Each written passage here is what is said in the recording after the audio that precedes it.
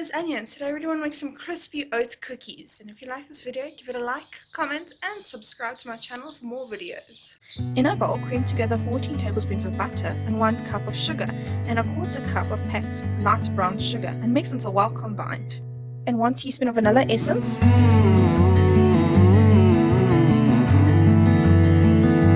Add 1 large egg. In a bowl, mix together 1 cup of flour, 3/4 teaspoon of baking powder, and a 1/2 teaspoon of baking soda, and a pinch of salt.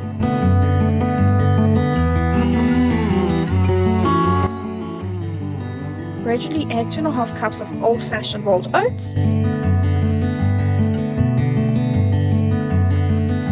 Make about a golf ball size on the palm of your hand and flatten out slightly. Bake at 180 degrees for 16 minutes.